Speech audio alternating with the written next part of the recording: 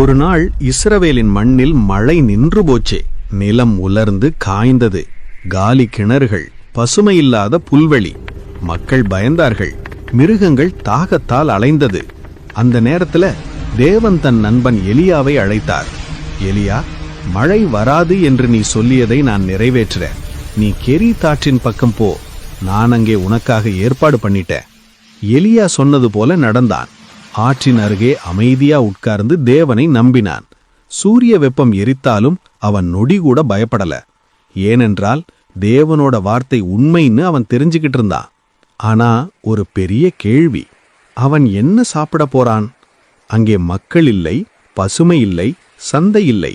அதே நேரத்துல வானத்துல கருப்பு ரெக்கைகளோட காகம் ஒன்று பறந்து வந்தது. அசரீரமாய் இறங்கி எலியாவுக்கு அப்பம் கொடுத்தது. அத மட்டும் இல்ல, மாலை நேரத்துல மீண்டும் காகம் வந்து மாமிசம் கொடுத்து போச்சு. 2ஆம் நாள், 3ஆம் நாள், நாட்கள் கடந்தது. ஆனா தேவனோட கொடுப்பது ஒருபோதும் நின்றதே இல்ல. பசி வந்த நேரத்துல காகம் ஒன்று பறந்து வருவது, ஆற்றில் குளிர்ந்த நீர் ஓடுவது, அதுவே எலியாவுக்கு அன்றாட அதிசயம்.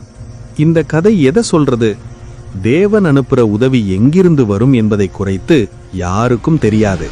சில நேரம் நாம் எதிர்பாராத இடத்திலிருந்து வரும். காகம் கூட தேவனின் தூதரா மாறிடும். Download ShareChat.